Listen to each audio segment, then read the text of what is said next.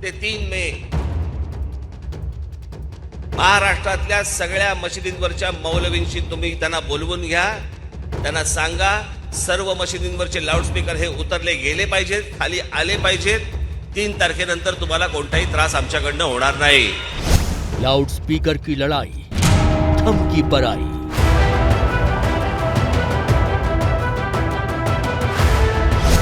UP में हटाए गए 45,000 लाउडस्पीकर.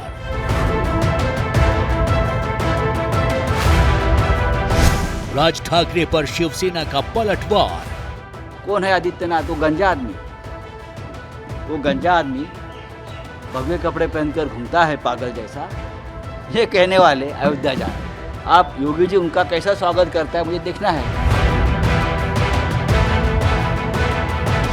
लाउडस्पीकर बैन के खिलाफ नीतीश लाउड. हम लोग किसी भी धर्म के बीच में कोई हस्तक्षेप करते हैं कभी नहीं. सबको अपना अधिकार है, करते रहते हैं अपना काम. जिंदगी नौजवानों की बर्बाद हो रही है बेरोजगारी से, और आप लाउडस्पीकर की नींद की बात कर रहे हैं. क्या नींद आएगा जो बेरोजगार है? इस पे चर्चा होगी. अब इसको पूरे देश में लागू करना चाहिए, इंक्लूडिंग बिहार.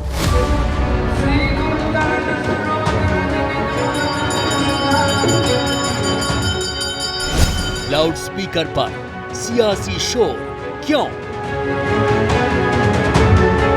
नमस्कार, एबीपी न्यूज पर हाजिर हूं मैं रुमाना इसार खान. देश में इन दिनों लाउडस्पीकर पर सियासी शोर है. लोग सवाल पूछ रहे हैं कि ये लाउडस्पीकर का शोर है या फिर ये देश में सांप्रदायिकता का जोर है. दरअसल तारीख 2 अप्रैल की थी जब महाराष्ट्र में एमएनएस प्रमुख है राज ठाकरे.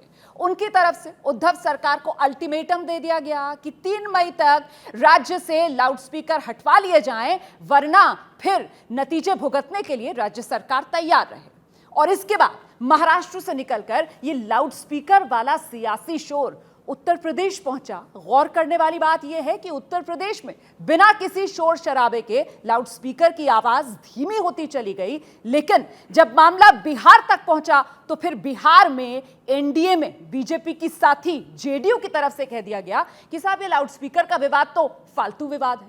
तो कुल मिलाकर सवाल महत्वपूर्ण यह हो जाता है कि लाउडस्पीकर पर आखिरकार ये सियासी शोर क्यों है. इसी पर चर्चा करने के लिए खास मेहमानों का पैनल जो इस वक्त स्टूडियो में हमारे साथ मौजूद है. एक एक करके आपका परिचय कराते हैं. बीजेपी की तरफ से प्रवक्ता राजीव जेटली, नीरज शर्मा रामकथावाचक हैं और विधायक हैं कांग्रेस पार्टी के. माधव आनंद प्रवक्ता जेडीयू, प्रोफेसर संगीत रागी दिल्ली यूनिवर्सिटी में पढ़ाते हैं. कलीमुल हफीज अध्यक्ष हैं दिल्ली में एआईएमआईएम पार्टी के. शादाब चौहान प्रवक्ता हैं पीस पार्टी के.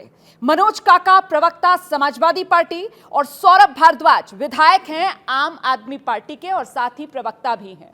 और हमारे साथ यहां स्टूडियो में देश का भविष्य मतलब युवा भी मौजूद हैं. तो जरा एक बार जोरदार तालियां आप सभी मेहमानों के लिए और अपने लिए बजा दीजिए, क्योंकि इस वक्त आज के इस मुद्दे को तोलने के लिए मुझे लगता है कि युवाओं की नजर से देखना और परखना भी बहुत जरूरी हो जाता है. लेकिन सबसे पहले राजीव जेटली जी, ये लाउडस्पीकर पर सियासी शोर क्यों है सर? हमें तो ऐसा कहीं नज़र नहीं आया कि लाउड स्पीकर पर सियासी शोर होगा, क्योंकि लाउड स्पीकर हटाया गया. आपने देखा कितना खूबसूरत नज़ारा था. मौलवी खुद चढ़े, प्लास पेचकस लेके उन्होंने लाउड स्पीकर उतारा, नीचे लेके आए. अब तो आसपास के लोगों को एहसास हो गया कि हम कितनी बुरी जिंदगी से निकल रहे थे. नहीं, लेकिन राजस्थान के अंदर अगर लाउडस्पीकर लगता है वहां पर और सड़क पर नमाज पढ़ी जाती है तो फिर बीजेपी की तरफ से सवाल खड़े किए जाते हैं. तो सियासी शोर तो है ना?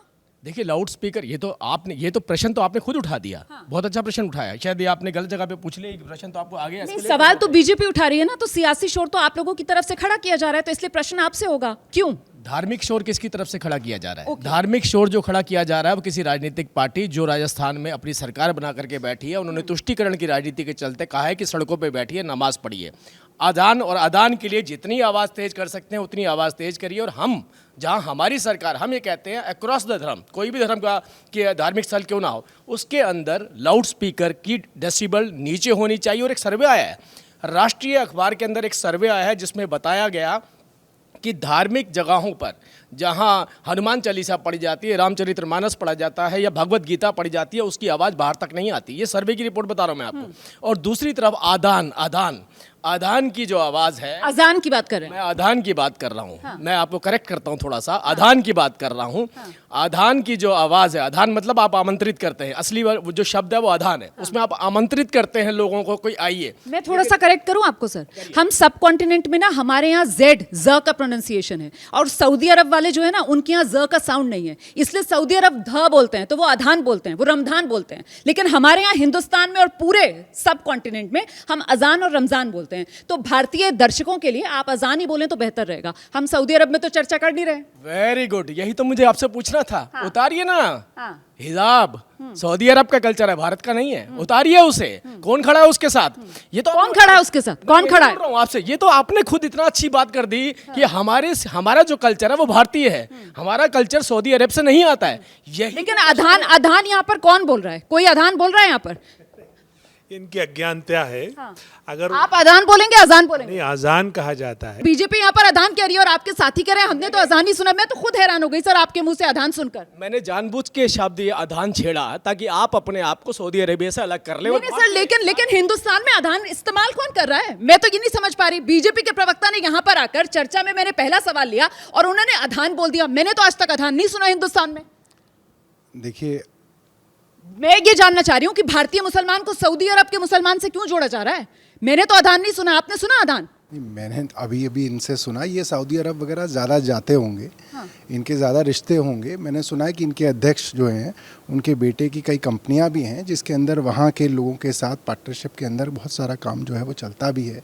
तो इन लोगों का ज़्यादा आना जाना है वहाँ पे। मैंने भी अभी तक अजान ही सुना है। इन लोगों ने सुना होगा, मगर बड़ी बात ये है कि लड़ झगड़ कर जो है देश आगे नहीं बढ़ेगा। नहीं तो ये लाउड स्पीकर पर सियासी शोर क्यों है? वो तो कह रहे हैं कि साहब धार्मिक शोर है, उसे कम करने के लिए सियासी शोर जरूरी है, यही मतलब था ना आपका? नहीं, देखिए, मैं जहाँ से आता हूँ, हमारे यहाँ तो रात को जब जागरण होता है तो खूब हम लाउड स्पीकर चलाते हैं, उसके अंदर कोई दिक्कत नहीं है। और कोई मुस्लिम जो है, मुझे नहीं याद कि कभी वो आया हो और उसने बोला हो कि भाई साहब आप रात को जागरण क्यों करते हैं। हम लोग रात को सड़क रोक कर पंडाल लगाते हैं और माँ का जागरण करते हैं, और सब लोग करते हैं। सिखों के गुरुद्वारे हैं, उसके अंदर शब्द पाठ होता है, आसपास के लोगों तक आवाज़ जाती है। मेरे पास ऐसे लोग भी आए हैं जिन्होंने कहा कि साहब इनकी आवाज़ ज़्यादा आती है। डीडीए कालका जी के अंदर हमारे गुरुद्वारा है, कुछ हिंदू लोग मेरे पास आए कि साहब इनका ना ये चलती रहती है, शब्द चलती रहती है, इनकी आवाज़ आती है। मैंने कहा भाई क्या फ़र्क पड़ता है, थोड़ी देर के लिए आती है यार, सुन लो, और वो तो भगवान का ही नाम है।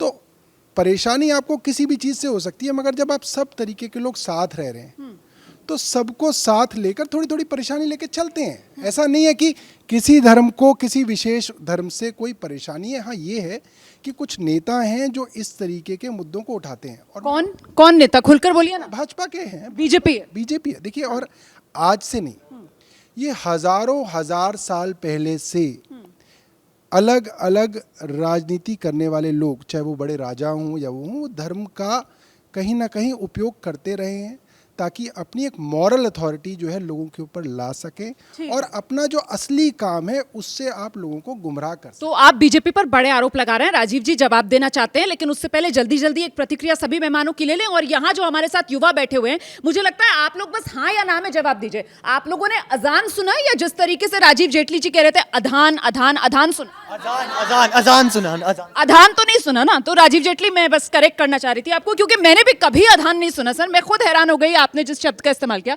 मनोज काका जी, ये लाउड स्पीकर पर सियासी शोर क्यों? देखिए, भारतीय जनता पार्टी के विचार और व्यवहार में बहुत फर्क है। ये वोट लेने के लिए तो पूज्य गांधी के चरखे के यहाँ दिखेंगे, लेकिन ये जय गोंडसे का बोलते हैं।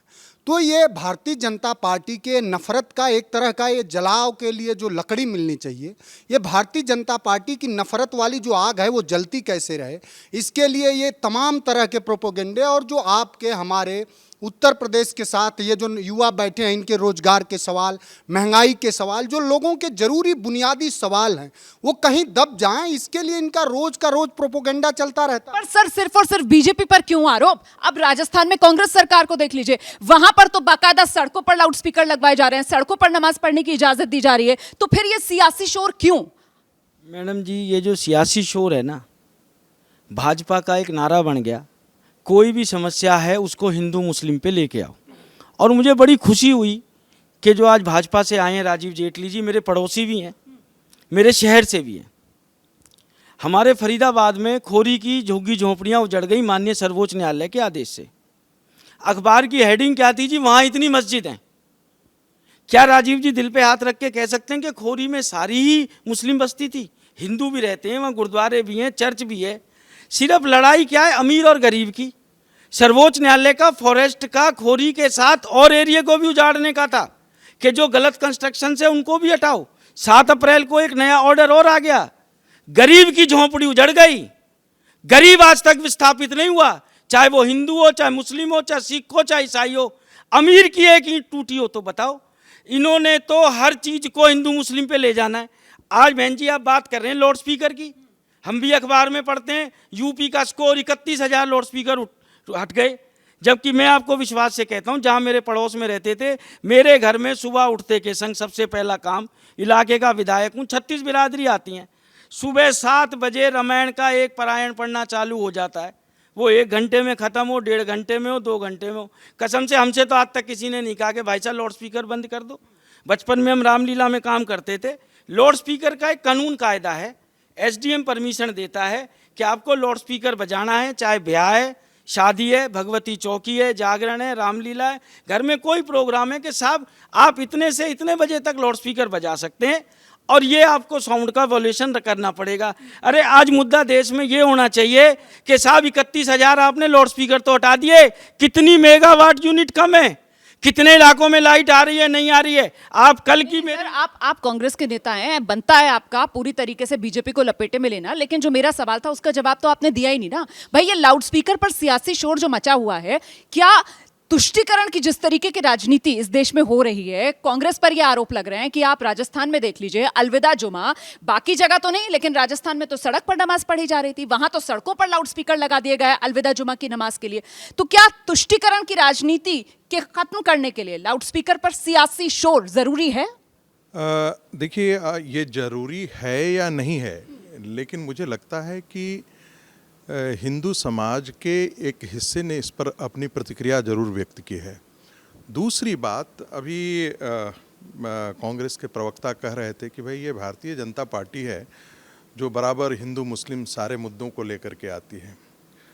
अब जहांगीरपुरी में झोपड़ी टूटती है या अतिक्रमण टूटता है, जो भी टूटता हो, लेकिन सबसे पहले राहुल गांधी का ट्वीट आता है कि ये अल्पसंख्यकों के खिलाफ है। वहाँ तो झा जी के भी दुकान टूटे थे, दुबे जी का भी टूटा था, सिंह साहब का भी टूटा था। वो हो सकता है माइनॉरिटी हो सकता है कि उनकी संख्या बहुत कम हो, लेकिन जब आपकी मानसिकता हो, कांग्रेस की मानसिकता क्या है, कांग्रेस दलित वोट बैंक और माइनॉरिटी वोट बैंक उसको लगता था कि 80% हिंदू जो है वो तो जातियों में विभक्त है, हम 20% मुसलमानों की राजनीति कर लेते हैं। अब उसको ये उल्टा पड़ गया है, मुसलमान भी उसको छोड़ गए हैं, दलित भी छोड़ गए हैं। अब वो हालत ऐसी है कि वो बेचैन लग रहा है कि हम किसी चीज़ को पकड़ लें, कभी यहाँ पकड़ती है, कभी वहाँ पकड़ती है, तो ये स्थिति है। रही बात आम आदमी पार्टी की, आप मुझे बताइए दिल्ली के दंगों में ताहिर हुसैन क्या कर रहे थे? अमानतुल्लाह खान के जो भाषण है, मुझे तो नहीं लगता है कि किसी एक उसमें एक आक्रांता का भाषण था, आग लगाने वाला भाषण था। अरविंद केजरीवाल क्या कर रहे थे? मैं अरविंद केजरीवाल को कालनेमी मानता हूँ। कालनेमी जो है वो हनुमान जी के रास्ते में साधु का वेश लेकर के आया था। वो आदमी कहता है कि वक्फ बोर्ड की संपत्ति जो है वो वक्फ बोर्ड के बाद इतनी जमीन इतनी संपत्ति हो जाएगी कि दूसरे से मांगने की जरूरत ही नहीं पड़ेगी। आप मौलवियों को जो है वो, आप इमामों को, आप मौलवियों को आप वेतन दे सकते हैं, तो मंदिरों को जो भी जरा वेतन दे करके दिखा लेते हैं। आपके जो आपने यहाँ पर सीधे अरविंद केजरीवाल पर आरोप लगाया, मैं जवाब ले लूं, उसके बाद मैं आप लोगों के पास आऊंगी। वो कह रहे हैं कि अरविंद केजरीवाल को वो कालनेमी मानते हैं और वो कह रहे हैं कि तुष्टीकरण की राजनीति आजकल सबसे ज्यादा अगर कोई कर रहा है देश में तो वो अरविंद केजरीवाल। मैडम, सबसे बड़ी समस्या इस देश की ये है कि व्हाट्सएप को लोग असली हिस्ट्री मानने लगे और असली हिस्ट्री लोगों से छुपाई जा रही है। जिस विचार से, मैं सच बता रहा हूं, और मैं अगर गलत बोलूं तो दोनों भाई मेरे यहाँ पे हैं, फैक्ट्स पे बात कर लें कि सौरभ भारद्वाज गलत बोल रहा है, मैं राजनीति से त्याग कर दूंगा। अच्छा, चैलेंज कर रहे हैं आप? राजीव जी चैलेंज कर रहे हैं आपको? कोई बात गलत बोलूं आज यहाँ पे, अभी जो बोलूंगा, तो ये दोनों विचारक हैं, मेरे से बड़े हैं, मुझे बता दें गलत है। तो संगीत रागी जी पेन पेपर ले लीजिए सर, नोट कर लीजिएगा उनकी बात, वो चैलेंज कर। एक फैक्ट्स बेस्ड बात करता हूँ। इनकी विचारधारा जहाँ से उत्पन्न होती है वो आरएसएस और हिंदू महासभा। 1915 में हिंदू महासभा बनी, 1925 में आरएसएस बनी। क्विट इंडिया मूवमेंट, भारत छोड़ो आंदोलन 1942 के अंदर शुरू हुआ, अंग्रेजों के खिलाफ शुरू हुआ। सर अभी आ जाएं 2022 में, इमामों को, मौलवियों को जो वेतन दिया जा रहा है उसके बारे में उन्होंने आरोप लगाया। मैं सिर्फ फैक्ट बेस्ड थोड़ी सी बात करूंगा, फिर आप मत समय दीजिएगा। इन्होंने क्विट इंडिया मूवमेंट के अंदर अंग्रेजों का साथ दिया, क्विट इंडिया मूवमेंट की खिलाफत करी। दूसरी बात, मुस्लिम लीग के साथ आरएसएस ने 3 राज्यों के अंदर सरकार बनाई। सिंध में इन्होंने उनके साथ कोalition गवर्नमेंट बनाई, पंजाब के अंदर बनाई, बंगाल के अंदर बनाई, नॉर्थ वेस्ट फ्रंटियर प्रोविंस में बनाई। बंगाल के अंदर श्यामा प्रसाद मुखर्जी डिप्टी सीएम थे और मुस्लिम लीग के मुस्लिम नेता चीफ मिनिस्टर थे। इन्होंने ये काम किया है। और आज है फजलुल हक नाम था उनका, वो जो है इन्होंने सरकारें बनाई। जो अबुल फजल को जो ये लोग उन्होंने जो किया आजादी से पहले, अब आप वो कर रहे हैं। मैं ये बता रहा हूँ, पीडीपी के अंदर जो लोग पीडीपी के साथ सरकार बना रहे हैं कश्मीर के अंदर, वो लोग सारी दुनिया को अंदर। सर अपनी कमीज कितनी साफ है, कितनी उजली है, ये बताइए ना। आप तो उनकी कमीज के दाग गिनाए जा रहे हैं। ये बता रहा हूँ कि इनका इतिहास क्या है। इनका ये इतिहास है कि हमेशा मुस्लिम लीग के साथ इन्होंने। इनका इतिहास बता दिया आपने, लेकिन उन्होंने जो आरोप लगाया कि आप लोगों का वर्तमान ये है कि आप लोग तुष्टीकरण की राजनीति कर रहे हैं, ये वर्तमान है आप लोगों का। हमारा तो ये है कि जो काम हम लोग करते हैं वो सब धर्म के, सब जातियों के लोगों के लिए करते हैं। तो इमामों और मौलवियों को पैसा दे रहे हैं आप, बाकियों को क्यों नहीं दे रहे हैं? मैं बताता हूँ, वक्फ बोर्ड का एक्ट है, आज का नहीं है, हमसे पहले का है। वक्फ की जमीनें, मैं बताता हूँ, वक्फ की जमीनें। सर माइक यहाँ पर है, आपकी आवाज जाएगी नहीं। वक्फ की जमीनें हैं और आज से नहीं है, सालों से हैं। वक्फ की जमीनों से किराया आता है, उस किराए से वो सैलरीज देते हैं। अब अगर वक्फ का एक्ट है तो अरविंद केजरीवाल ने तो बनाया नहीं है, वो पहले से ही था, पहले से ही चलता आ रहा है। अगर हम इस तरीके की अगर हम हिंदू धर्म के मंदिरों की और ट्रस्टों की जमीनें जो बहुत बड़े बड़े लोगों के पास है उनको रख लें और उससे जो किराया उत्पन्न हो तो उससे हम मंदिरों के अंदर भी सैलरी दी जा सकती है। ये भी हो सकता है। अच्छा। अगर ये प्रावधान कानून के अंदर हो जाए तो ये भी संभव है। ठीक है, आपने सुन लिया उनका जवाब। वो कह रहे हैं हमारा कोई लेना देना ही नहीं है, तो एक्ट बना हुआ है पहले से। नहीं तो अरे हम कह रहे हैं मंदिरों से जो आप टैक्स लेते हैं उसी में से रेवेन्यू शेयर कर देते हैं मंदिरों को। बहरहाल अरविंद केजरीवाल ने क्या कहा था, हम बड़े बंगले में नहीं रहेंगे। आपको पता है ना कहाँ रहते हैं हम? ये जो मारुति वैन है, मारुति कार है ना, वैगन आर, हम इसी में ये ब्लू वाला वैगन आर में चलेंगे। अब आपको पता है कि कहाँ से चलते हैं। हमको कोई सिक्योरिटी नहीं चाहिए, हम एयर कंडीशन कार में नहीं चलेंगे। सर, आज का मुद्दा लाउड स्पीकर पर जो सियासी शोर है वो कैसे जोड़ रहा है? नहीं, एक उन्होंने जो कहा उनको वो पता नहीं, शायद मुझे पता है कि वो शायद इंजीनियर है लेकिन इतिहास का ज्ञान नहीं है। 1942 में जब क्विट इंडिया मूवमेंट शुरू हुआ था ना, तो कांग्रेस के लोग भी नहीं जानते थे, नेहरू तक को पता नहीं था। ये मौलाना अबुल कलाम आज़ाद ने अपनी इंडिया विंस फ्रीडम में लिखा है, नेहरू तक को पता नहीं था कि ये क्विट इंडिया मूवमेंट शुरू होने जा रहा था। गांधी जी ने लिटरली थोपा कांग्रेस पर, और जिसके बारे में वो कहते हैं हिंदू महासभा ने पूरे देश में जितने देश के बड़े शहर थे, बॉम्बे में चौपाटी पर 25,000 लोगों की रैली की थी। इतिहास की क्लास नहीं है। मैं ये जानना चाह रही हूँ कि लाउड स्पीकर पर सियासी शोर ये क्यों मचा हुआ है? इतिहास की क्लास नहीं है सर, इतिहास की क्लास नहीं है।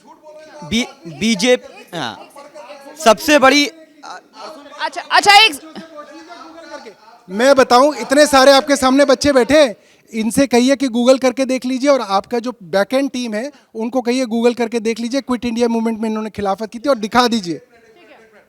मैं इनसे मैंने यही कहा कि अब ये अपनी रियल औकात पर आ गए कि ये गूगल के प्रोडक्ट हैं। अरे भाई गूगल नहीं, रिसर्च करके देखो, फाइल्स देखो। ठीक है, मुद्दे पर आते हैं। एक सेकंड, दोबारा से मुद्दे पर आइए जरा। लाउड स्पीकर पर सियासी शोर क्यों है, ये बताइए ना आप। मैडम परेशानी ये है कि भारतीय जनता पार्टी अपनी नाकामी को छिपाने के लिए मर्यादा पुरुष श्री राम और हनुमान जी के नाम का दुरुपयोग करती है। कभी इस नाम पे वो मॉब लिंचिंग करवाती है, कभी इस नाम पर कुछ गुंडों का इस्तेमाल करके, फ्रिंज एलिमेंट का इस्तेमाल करके मुसलमानों को गाली दिलवाती है। जब कुछ और नहीं मिलता है तो वो आज जो लाउड स्पीकर की बात कर रहे हैं वो बताएं, कल जो कांवड़ यात्रा निकलेगी उस पर ये अंकुश नहीं लगा रहे हैं, कल को जो माता का भंडारा होता है, जागरण होता है, उस पर अंकुश नहीं लगा रहे हैं। ये इस देश को कौन सा कम्युनिस्ट स्टेट बनाना चाहते हैं? किसके इशारे पर चल रहे हैं? ये भारत की कल्चर की बात कर रहे थे। राजीव जी बताइए, क्या भारत का कल्चर यही है कि आप इस देश के अंदर जो धार्मिक प्रथा है उसको खत्म कर देंगे? क्या आप बताइए कि सीता जी को जब ढूंढने गए थे तो लक्ष्मण जी ने क्या कहा था उनके चेहरे के बारे में कि मैं नहीं जानता ये बाली किसकी है? तो आप ना तो मर्यादा पुरुष श्री राम की विचारधारा को जानते हैं, ना हनुमान जी की नाकामी छिपाने के लिए आप कह रहे हैं कि लाउडस्पीकर पर सियासी शोर है। और बिहार में नीतीश कुमार कह रहे हैं साहब ये लाउडस्पीकर पर विवादी फालतू है, वो ये कह रहे हैं। तो आप अपने सहयोगी बीजेपी को ये नहीं बताते हैं? मैंने बड़ी शालीनता से सब लोगों को सुना, मुझे उम्मीद है कि मेरी बात को भी सब लोग सुनेंगे। हम लोग एनडीए के पार्ट हैं, लेकिन कुछ मुद्दे पे लेकर हम लोग की विचारधारा राय अलग रहती है और होना भी चाहिए, क्योंकि दो अलग अलग पार्टियां हैं। अगर विचारधारा एक ही हो जाए तो फिर दो पार्टी क्यों? बीजेपी और जेडी तो मर्ज कर जाता है। तो स्वाभाविक है कुछ मुद्दे पे डिफरेंसेज हैं। जहां आपने लाउड स्पीकर की बात की, बिहार में सामाजिक सौहार्द बना हुआ, और मैं आपके चैनल के माध्यम से कहना चाहता हूं, जब तक नीतीश कुमार बिहार में है, लाउड स्पीकर कहीं बैन नहीं होगा। न मंदिर में बैन होगा, न मस्जिद में बैन होगा, न चर्च में बैन होगा। उसकी कोई आवश्यकता नहीं है। सामाजिक सौहार्द है, न हिंदू भाई को प्रॉब्लम है, न मुस्लिम भाई को प्रॉब्लम है। लेकिन बैन करने की तो कोई बात ही नहीं कर रहा है ना। बोल रहे हैं ना, वहां भी स्वर उठ रहा है ना। बीजेपी के कई विधायकों ने कहा ना कि वहां भी जैसे हम लोग का बैन करने का काम करेंगे। इसलिए जो सामाजिक सौहार्द बना हुआ है, मैं सब लोगों से आग्रह करना चाहता हूं कि सामाजिक सौहार्द बने रहने दें। इस तरह की बातें नहीं हो जहां कहीं भी किसी भी तत्व या किसी भी संप्रदाय या मजहब में इस तरह का जैसो तनाव पैदा हो जाए। और दूसरी बात मैं कहना चाहता हूं, योगी आदित्यनाथ जी के बारे में कहा, जहां लाउड स्पीकर, वहां सभी धर्मगुरुओं ने स्वागत किया। अच्छी पहल है। मैं कहता हूं चाहे मुस्लिम धर्मगुरु क्यों ना हो, हिंदू में क्यों ना हो, सब लोगों ने एक स्वर से समर्थन किया कि सरकार ने जो डायरेक्टिव निकाला है सबको पालन करना चाहिए। वहां आवश्यकता महसूस हुई, बिहार में आवश्यकता महसूस नहीं हुई। और ये आपने बड़ी अच्छी बात की। मुझे लगता है मनोज काका जी से मैं इस पर जवाब दे लेती हूँ। जो बात अभी माधव जी कह रहे थे कि साहब उत्तर प्रदेश के अंदर लाउड स्पीकर को लेकर किसी तरीके का सियासी शोर शराबा हुआ नहीं, लाउड स्पीकर की आवाज धीमी होती चली गई। तो मतलब यूपी में तो योगी मॉडल हिट है सर। देखिए, योगी मॉडल कितना हिट है उस पर आपको उत्तर प्रदेश को देखना पड़ेगा। गाजीपुर से लेकर गाजियाबाद तक आप जब चलेंगी तो इलाहाबाद जो संगम की नगरी है, जो अध्यात्म की नगरी है, वहां एक हफ्ते में 15-15 मर्डर होते हैं। लाउड स्पीकर पर तो बात कर लीजिए सर। आज जिस मुद्दे पर बात कर रहे हैं इस पर तो आप नंबर दे दीजिए योगी सरकार को। लाउड स्पीकर के मुद्दे पर तो नंबर दीजिए। मैंने आपसे पूर्व में ही कहा कि लाउड स्पीकर हो, मंदिर हो, मस्जिद हो, ये धरती जो है और जो ये देश है, ये देश सावित्री फूले का है, जिनका साथ जब उन्होंने महिलाओं के लिए शैक्षणिक संस्थान खोला तो उनका साथ फातिमा शेख ने दिया। फूले साहब का साथ फातिमा शेख के भाई उस्मान। नहीं तो योगी राज में तो यही हो रहा है ना, लाउड स्पीकर मंदिर और मस्जिद सबसे उतर रहे हैं। लाउड स्पीकर की आवाज मंदिर हो या मस्जिद हो, सब जगह धीमी हो रही है। इसीलिए तो मैं कह रही हूँ योगी मॉडल हिट है। कम से कम समता का भाव रखिए, आपसे बड़ी समता की उम्मीद है। और जो रागी साहब कह रहे थे, ये आरएसएस के वो नफरती लोग हैं जिन्होंने आजादी के 52 साल बाद तक इस देश का तिरंगा झंडा नहीं फहराया आरएसएस के मुख्यालय पे। ये बात करेंगे जब पूज्य गांधी ने कहा आरएसएस के लोगों से कि आओ आज़ादी की लड़ाई लड़ें, क्या नहीं, हमारी तो राजनीतिक लड़ाई नहीं है, हम तो सांस्कृतिक लड़ाई लड़ रहे हैं। ये लोग जो अंग्रेजों का साथ दिए, आज ये ना हिंदुस्तान के हैं ना बाबा साहब के हैं। और मैं आपके माध्यम से, चूंकि बड़ा मंच है आपका और वैश्विक मंच है, इसलिए मैं कह रहा हूं कि यहाँ कुरान भी सुरक्षित है, यहाँ गीता भी सुरक्षित है, यहाँ बाइबल भी सुरक्षित है, लेकिन सब सुरक्षित तभी। अच्छी बात है ना, फिर क्या हर्ज है? सुरक्षित हो तो क्या हर्ज है? अगर लाउड स्पीकर पर आवाज कम हो रही है मंदिर मस्जिद हर जगह, तो इसमें दिक्कत क्या है सर? एक तो आप समय पूरा देना। भाई साहब ने बात करी थी मस्जिद के इमामों की तनख्वाह की। मैं हरियाणा से आता हूँ, मेरी 2 मिनट बात सुनना। बहुत अच्छी इन्होंने बात करी, मेरे दिल की बात करी। मैं विधायक बनने से पहले रामकथा नहीं करता था। विधायक बने, कोरोना आ गया, लोगों को खिचड़ी प्रसाद बांटा, हमने खिचड़ी प्रोजेक्ट चलाया। एक दिन मेरे गली के पुजारी मंदिर में छुरा से थे, आके कहने लगे भाई साहब रोटी के फांके पड़ गए। उस समय लेबर कार्ड बन रहा था। मैंने कहा पंडित जी वो बनवा लीजिए। कहने लगे नहीं यार, हम पूजा करते हैं, ब्राह्मण की योनि, हम झूठ बोल के कार्ड नहीं बनवाएंगे। तो मैंने कहा पंडित जी आप एक काम करो, आप मेरे घर पे आके डेली रामायण पढ़ लो और बहुत कुछ परिवर्तन हुआ मेरे अंदर। 30 दिन हमने रामायण पाठ किया, बढ़िया से किया, शुद्धता से किया। माँ हर साल 1 दिन का कराती थी। उसी दिन मैंने पता किया, ये बात बहुत आती है व्हाट्सएप पे कि साहब मस्जिदों के इमामों को तो तनख्वाह मिलती है पर मंदिर के पुजारियों को नहीं मिलती। राजीव जी हरियाणा से ही हैं, मेरे शहर से ही हैं। उसी दिन मैंने माननीय मुख्यमंत्री जी को पत्र भी लिखा, फ़ोन भी किया, और वो मेरी चिट्ठी है, कहोगे तो व्हाट्सएप पे मंगा दूंगा, मुख्यमंत्री जी के रिकॉर्ड में है। मैंने कहा जी जैसे वक्फ बोर्ड की जो मस्जिद हैं उनके इमामों को तनख्वाह मिलती है, हरियाणा की बात कर रहे हैं ना आप? उसी तर्ज पे हरियाणा में जितने मंदिर हैं उनके पुजारियों को तनख्वाह दी जाए, बाकी जो मस्जिद हैं उनके इमामों को तनख्वाह दी जाए, गुरुद्वारे में ग्रंथियों को दी जाए, और चर्च के अंदर पादरियों को। तो जवाब क्या मिला? कोई जवाब नहीं मिला जी। और भी नहीं मिला? नहीं जी। और उसके बाद मैंने उसमें एक चीज और लिखी थी कि कम से कम कोरोना काल के अंदर मंदिर, मस्जिद, गुरुद्वारे, चर्च, इनका जो बिजली का बिल है इनसे कॉमर्शियल रेट पे ना लिया जाए, डोमेस्टिक रेट पे लिया जाए। आज मैडम जी सिर्फ बात पता क्या हो रही है, ये करें तो रासलीला, हम करें तो करेक्टर ढीला। मुझे सर्वश्रेष्ठ विधायक का पुरस्कार मिला, मुझे 1 लाख रुपया मिला। मैं राम भक्त हूँ और मैं दावे से कहता हूँ मेरे से बढ़िया राम जी का भक्त कोई नहीं है। मैंने मुख्यमंत्री जी को चिट्ठी लिख के कहा कि जी मेरे को जो 1 लाख रुपया मिला है, और टीम पंडित जी हमारे पिताजी को समर्पित है, कि जैसे अयोध्या में मंदिर बन रहा है हम उसकी तर्ज पे एक छोटा मॉडल बनाना चाहते हैं, विधानसभा में ऑन रिकॉर्ड का है। कृपया आप हमें जगह दे दें, टीम पंडित जी उस मंदिर का रखरखाव करेगी। और मुझे विधानसभा में कई बार ऐसा होता है, चाहे मेरे दल के लोग हों, चाहे भाजपा के हों, चाहे जजपा के हों, चाहे निर्दलीय हों, राम जी के बारे में जानकारी नहीं है, कुछ भी बोल देंगे। मैंने कहा मुझे राम कथा करने की आज्ञा दी जाए विधानसभा में, कि कम से कम राम जी का जो नाम ले इज्जत से ले, अदब से ले, जो हमारे संस्कार हैं उनके हिसाब से ले। मैडम जी मैं एक बात जानता हूँ, मेरी रामचरितमानस में ना ये नहीं लिखा आपदा को अवसर बनाइए। मेरी रामचरितमानस में तो एक छोटी सी चीज़ लिखी है, जल भर नैन कहत रघुराई, तात करमते निजगत पाई। मतलब जो गिद्ध की जोनी होती है अच्छी जोनी नहीं बताई, गिद्ध का भोजन भी अच्छा नहीं बताया।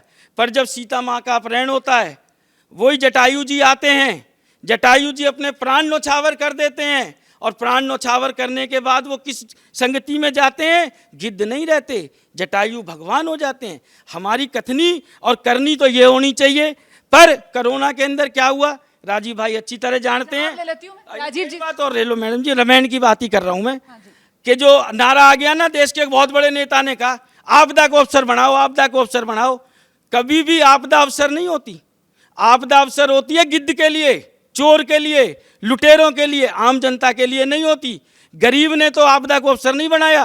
कल मजदूर दिवस है, 1 मई का दिन है, पूंजीपतियों ने आपदा को अवसर बना लिया। 30 दिव्यांग मजदूर थे एक फैक्ट्री में, उसी फैक्ट्री के अंदर वो मजदूर दिव्यांग हुए, मालिक को लगा कि भैया ये मौका बहुत बढ़िया, काम तो ये कर नहीं सकते, तनख्वाह पूरी देनी पड़ती है, 30 के 30 मजदूरों को निकाल दिया। पर मैं मैडम जी बहुत अहिंसावादी व्यक्ति हूँ, मैंने जिंदाबाद मुर्दाबाद नहीं की, मैं हड़ताल करके अपने शहर का माहौल नहीं खराब करना चाहता था। 30 भी दिव्यांग भाइयों के साथ बैठा, 30 दिन की रामायण का पाठ किया, नारा दिया, जय श्री राम, छीन लिए काम, भली करेंगे राम। और प्रभु राम की कृपा से मेरे 30 मजदूरों के आज घर बच गए। परंतु मैं बड़े दुख के साथ कह रहा हूं, एक बीजेपी का आदमी मेरे उस धरने पे आया हो मजदूरों की आवाज। अब मैं जवाब लेती हूँ, आपने सुने कितने आरोप, सब अटैक आप पर है, और यहाँ बराबर में नीरज जी तो कह रहे हैं कि साहब प्रभु राम की भक्ति को लेकर भी बीजेपी की कथनी और करनी में बहुत फर्क है। उन्होंने सारे आरोप लगा दिया। देखिए पहली बात तो मैं इनके पिताजी का बड़ा सम्मान करता हूँ। ये अब कांग्रेस में चले गए, इनके पिताजी कांग्रेस में नहीं थे, इंडिपेंडेंट चुनाव लड़े थे, जिनकी वजहों से आज ये बात बोल पा रहे हैं, क्योंकि ये कांग्रेस की बात नहीं बोल रहे। आपने देखा कांग्रेस की नीति नहीं है, कांग्रेस की नीति नहीं है, जिस नीति पे चल रहे हैं। ठीक है, अगर इस तरीके की बात कर रहे हैं तो मैं इनका भी स्वागत करता हूँ। अब मुद्दे की बात देखिए यहाँ पर क्या है, आपने जो चर्चा शुरू करी थी वो शुरू करी थी लाउड स्पीकर को लेकर के, हम तो भटक गए उसमें, वो अपना प्रचार में शुरू हो गए। जिस खोरी की बात कर रहे थे उस खोरी में आपको बताऊं मैं, वहाँ पे कच्चे घर थे, अवैध घर बने थे, अवैध बिजली के कनेक्शन थे, अवैध पानी के कनेक्शन। एक सेकंड, इन्होंने ही दिए थे, इन्होंने, एक सेकंड मैं बता रहा हूँ, एक सेकंड, जवाब आपकी बात सुन ली ना सर, अब जवाब सुनिए ना उनका आराम से। वो इन्हीं के द्वारा बसाई हुई अवैध घर थे जो फॉरेस्ट की लैंड पे बसे थे। अब हमने उनको पक्के घर दे दिए। पूछिए इनसे नहीं दिए क्या पक्के घर की नीति जो सी वो भारतीय जनता पार्टी की। अब मैं आता हूं मुद्दे की बात पर। भारद्वाज जी ने एक बात बोली, सौरभ जी ने, कि मेरे पास लोग आते हैं, कालका जी, इन्होंने खासतौर पे कालका जी को कोट किया, और लोग आकर के बोलते हैं मैं गुरुद्वारे से परेशान हूं। इस देश के अंदर कोई भी व्यक्ति किसी से परेशान हो सकता है, शायद गुरुद्वारे से कभी परेशान नहीं हो सकता। ना गुरुद्वारा परेशान करता है, ना गुरुद्वारे के अंदर जो सेवा की जाती है उसकी खिलाफत में कोई भी राजनीतिक पार्टी जा सकती है। जब क्योंकि पंजाब का चुनाव खत्म हो गया, अब इनको गुरुद्वारे से एलर्जी हो गई है। ये कालका जी के सामने गोविंदपुरी जगह पड़ती है, हर घर के अंदर 120 डेसिबल से ऊपर आदान की आवाज वहां जाती है, वो इनके पास नहीं जाते हैं। वो इनके पास एक बार भी नहीं कि बोलने के लिए गए लोग कि भाई हम आदान की आवाज से, आदान, मैं आदान पे इसलिए आ रहा हूं बार बार क्योंकि जब तक ये डिबेट खत्म होगी, नहीं सर, आप स्वतंत्र हैं, आपको जो बोलना है बोलिए। मैंने अपना पॉइंट रखना था वो मैंने रख दिया। जब तक ये डिबेट खत्म होगी मैं भारतीयों को भारतीय बना दूंगा। जिस भारतीयों ने भारतीय हैं, इसीलिए मैंने शुरुआत में ही आपको बता दिया कि यहाँ जितने भारतीय हैं वो सब आजान ही कहते हैं। मैंने आपसे कहा ये एक चर्चा जरूर होगी, ये एक चर्चा जरूर होगी। मैं नहीं कहता हूं, एक बहुत अच्छे स्कॉलर पाकिस्तान के वो बार बार इस बात को कोट करते हैं कि भारत का मुसलमान, सुनिए, वो बार बार इस बात को कोट करते हैं कि भारत का मुसलमान भारत की संस्कृति को छोड़ के अरब की संस्कृति में जा रहा है। इसीलिए मैंने इस चर्चा की शुरुआत आदान से करी थी, अजान से नहीं करी थी। अब दूसरी बात, मैं ये आपसे कहना चाहता हूं कि कोई भी व्यक्ति कैसे पीड़ित महसूस करेगा, क्योंकि बार बार कह रहे हैं कि हम तो कहेंगे लाउड स्पीकर लगाओ। अरे हमने कब कहा कि हटाओ? हमने कहा उसके जो सुप्रीम कोर्ट की गाइडलाइन है उसकी पालना होनी चाहिए। और सबसे पहले योगी सरकार ने इसकी शुरुआत कहां से करी थी आपको मालूम होना चाहिए, वो कृष्ण जन्मभूमि से करी थी। उन्होंने कहा था कि बाहर के लोगों को आवाज नहीं आनी चाहिए, लेकिन मुसलमान, मैं मुसलमान हूं, मेरा अधिकार अलग है, मेरे नियम अलग हैं। मैं भारत के अंदर अरबी कल्चर के साथ रहूंगा, मैं भारत के अंदर भारत की संस्कृति को नहीं मानूंगा। ये जो आरोप लगा रहे हैं इसमें सच्चाई है? आपका क्या तर्क? देखिए, भारतीय जनता पार्टी और संघ परिवार, इन दोनों ने मिलकर पूरे देश में मुसलमानों के खिलाफ एक नफरत का माहौल बनाया है। उस नफरत के माहौल से उत्तर प्रदेश से, जहां पे अजान के सामने हनुमान चालीसा पढ़ा गया, वहां से ये बात उत्पन्न हुई कि ये लाउड स्पीकर के सामने हम भी पढ़ेंगे। उन जो इनके फेनेटिक लोग हैं, इन्होंने हिंदू युवाओं में एक बड़े सेक्शन को रेडिकलाइज किया है। उसके दो आपने नतीजे देखे। एक, आपके नोएडा में ही सेक्टर 39 के पुलिस स्टेशन में घुस के बीएचपी के जो रेडिकल एलिमेंट है उन्होंने पुलिस की पिटाई करी एक बलात्कारी को छुटाने के चक्कर में। दूसरे नंबर पे उन्होंने भी अयोध्या में एक मस्जिद के खिलाफ बाकायदा मुसलमानों की जालीदार टोपी पहन के, वो महेश शर्मा, महेश मिश्रा और एक पांडे और उसके 10 साथी, ये सब रहने से लग गया ना सब पर। से भी अभी नहीं लगा है, ना इन पे लगा है, नोएडा वालों पे ना उन पे लगा है। दूसरी बात, ना भी उनके घर पे बुलडोजर चला है। मेरा सवाल ये है कि उसके बाद एमएनएस के जो जिम्मेदार हैं बॉम्बे वाले, राज ठाकरे, उन्होंने ये मुद्दा लपक लिया और उन्हें भी लगा कि कमजोर गर्दन नजर आ रही है, हम भी मुसलमानों के खिलाफ कहते हैं कि हम 2 महीने के बाद हम इसको उतारेंगे। तो ये सब फेनेटिक लोग हैं। इन्होंने हिंदुस्तान की शांतिप्रिय जनता, जो हिंदू मुस्लिम बहुत मोहब्बत से और प्यार से एक साथ रहते हैं, 1400 साल से अजान हो रही है, गुरुद्वारे में कीर्तन हो रहा है, जो भी जगराता होता है या किसी मंदिर में भी जो आरती होती है, किसी को कोई एतराज नहीं है। आज इनको 1 महीने से उस लाउड स्पीकर से आजाद हो गई, प्रॉब्लम हो गई। दूसरी बात, मैं युवाओं के पास चलूं? मैं युवाओं के पास एक बात और कह दीजिए मुझे, ये जो बात आप डेसिमल की कर रहे हो, योगी जी 5 साल से मुख्यमंत्री हैं, आज उन्हें याद आया ये सुप्रीम कोर्ट का डिसीजन बहुत पुराना है, जिसमें ये है कि जो भी 2005 का है वो डिसीजन पता है। तो ये इनसे पूछा जाए कि तुम कर क्या रहे थे 5 साल से, तुमने अप्लाई क्यों नहीं किया? आज योगी मॉडल की बड़ी तारीफ हो रही है। योगी जी से ये पूछना चाहिए कि ये जो तुमने फेनेटिक एलिमेंट तैयार किए हैं और ये जो समाज में जो फेनेटिक एलिमेंट योगी जी ने तैयार किए हैं, आप ये कह रहे हैं? योगी जी ने फेनेटिक एलिमेंट तैयार कर दिए, जबकि योगी राज में तो सियासी शोर ही नहीं हो रहा। ऐसा है कि उन्होंने कहा कि 1400 साल से हम बहुत आराम से रहे। 1400 साल तो इस्लाम का पूरा इतिहास ही है। दूसरी बात, आप कहते हैं कि फेनेटिक पैदा करते हैं। सुन लीजिए मेरे सर, सुनिए 50 सर 1 सेकंड उनकी बात सुन लीजिए, दोबारा आपके पास आ गया था 1400 साल में। सुन लीजिए आप कह रहे हैं कि फेनेटिक पैदा किया। आप तो अपनी तकरीर में ही फेनेटिसिज्म है सर। कैसे? ऐसा इसलिए आप कहते हैं कि काफिरों की हत्या कर दो, स्ले द काफिर। आपके धर्म ग्रंथ का हिस्सा है सर, आपके धर्म ग्रंथ का हिस्सा है, आपके धर्म ग्रंथ का हिस्सा है और पूरी दुनिया में इसको आप लागू करते हैं। नहीं है, दुनिया का एक इस्लामिक कंट्री बदलिए, इस्लाम पीस। और अगर आप कल 2 घंटे की तकरीर सुन लीजिए, इस्लाम पीस लविंग रिलीजन होता तो पूरी दुनिया में रक्तपात नहीं हो रहा होता। तो मतलब बीजेपी इस्लाम के खिलाफ है? बीजेपी इस्लाम के खिलाफ है? मुझे लगता है जितना मुसलमानों को इस देश के अंदर भारतीय जनता पार्टी की सरकार ने दिया, आंकड़े उठा करके देख लीजिएगा। बीजेपी मुसलमान के खिलाफ है या नहीं, इस्लाम के खिलाफ है या नहीं? वो कह रहे हैं कि इस्लाम पीस लविंग नहीं है रिलीजन। देखिए, मैं आपको बताना चाहता हूँ, बीजेपी का क्या स्टैंड है?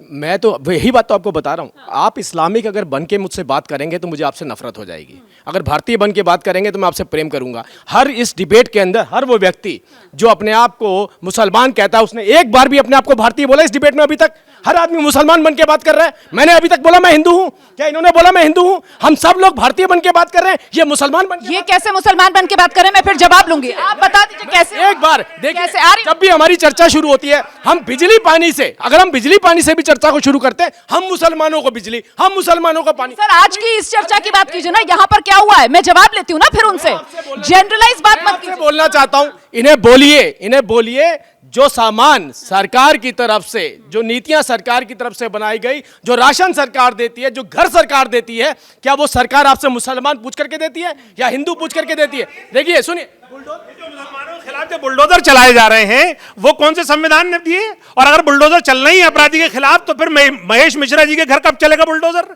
वो पांडे जी के घर कब चलेगा बुलडोजर? जो नोएडा में थाने में घुस के उन्होंने पुलिस वालों को जख्मी कर दिया, उनके खिलाफ कब बुलडोजर चलाएंगे आप बताइए। यहाँ बात सवाल मुसलमान और हिंदू का नहीं है, यहाँ सवाल संविधान का और कानून का। रुमाना जी, मैं एक बात कहना चाहता हूं, अगर तुष्टीकरण की राजनीति किसी ने स्टार्ट किया तो कांग्रेस का इतिहास तो देख लीजिए। यानी अगर धर्मों के बीच लड़ाने का भी काम किया तो कांग्रेस ने स्टार्ट किया। मैं एक बात तो दावे के साथ कहता हूं, प्रधानमंत्री आदरणीय नरेंद्र मोदी जी हैं, इनके कार्यकाल में जितनी योजनाएं अल्पसंख्यक समुदाय के लिए लाई गई, पहले की सरकारें ने लाने का काम नहीं किया। तो तुष्टीकरण की राजनीति कांग्रेस करती है, हर चीज में राजनीति के चश्मे से देखने का काम जैसे कांग्रेस करती है, ये एनडीए वाले नहीं करते हैं। और कुछ मुद्दों पे तो हम लोग की विभिन्नता रहती है, लेकिन तमाम और भी मुद्दे हैं जहां विकास का मुद्दा है, हम लोग सरकार के साथ खड़े रहते हैं और आगे भी खड़े रहेंगे। और कुछ है डिफरेंसेज है, जैसे ट्रिपल तलाक हो गया, धारा 370 हो गया, जहां हम लोग का मानना है। और लाउड स्पीकर का मुद्दा, लाउड स्पीकर पे भी अगर सारे धर्म गुरु से आप कंसेंट लेते हैं, किसी को कोई आपत्ति नहीं है, किसी समाज को आपत्ति नहीं है, किसी धर्म को संप्रदाय को आपत्ति नहीं है, तो आप कीजिए वहां। लेकिन जहां ऑलरेडी सामाजिक सौहार्द बना हुआ है, तो वहां सामाजिक सौहार्द बिगाड़ने का भी काम आप मत कीजिए, सबको साथ में रहने दीजिए। तो जब आप ये कहते हैं कि सामाजिक सौहार्द बिगाड़ने का भी काम मत कीजिए, तो मतलब क्या फिर बीजेपी की सरकारें दूसरे राज्यों में सामाजिक सौहार्द बिगाड़ने का काम कर रही हैं? क्या मतलब लाउड स्पीकर पर ये सियासी शोर जो है वो देश की जो गंगा जमुनी तहजीब है उस पर बड़ी चोट है? इन तमाम सवालों पर इस चर्चा को आगे बढ़ाएंगे। तमाम खास मेहमान हमारे साथ लगातार बने हुए हैं। लाउड स्पीकर पर सियासी शोर, इसी पर चर्चा लगातार जारी है। सवाल यह बड़ा हो जाता है कि आखिरकार इस सियासी शोर में किसका नफा है, किसका नुकसान है। सवाल महत्वपूर्ण यह भी हो जाता है कि लाउड स्पीकर पर अगर यह सियासी शोर है तो क्या यह देश की गंगा जमुनी तहजीब पर चोट है या फिर यह तुष्टीकरण की राजनीति का सफाया हो रहा है? इन्हीं तमाम सवालों के साथ आइए एक बार फिर से रुख करते हैं अपने खास मेहमानों का। क्या हो रहा है, ये गंगा जमुनी तहजीब पर चोट है या फिर तुष्टीकरण की राजनीति का सफाया? मैडम, ये ना बहुत साधारण अरिथमेटिक है, मैथ्स है। देश के अंदर करीब 15% मुसलमान हैं, करीब 80-82% हिंदू हैं। अब आप हिंदुओं और मुसलमानों को लड़ाइए, उनके बीच में नफरत फैलाइए, और आप हिंदुओं के साथ ये करके खड़े हो जाएं, ये सर के खड़े हो जाए कि हम हिंदुओं के ठेकेदार हैं, सिर्फ और सिर्फ हिंदुओं की वोट की अरिथमेटिक है और कुछ नहीं है। इनको ना मुसलमान से लेना ना हिंदू से लेना। 80-20 है मतलब ये? मैं एक बार जवाब ले लूं जल्दी से, ये 80-20 हो रहा है क्या? ये 80-20 तो इनका हो गया ना, 80 हमारा हो गया। इन्होंने खुद ही कबूल कर लिया इस बात को।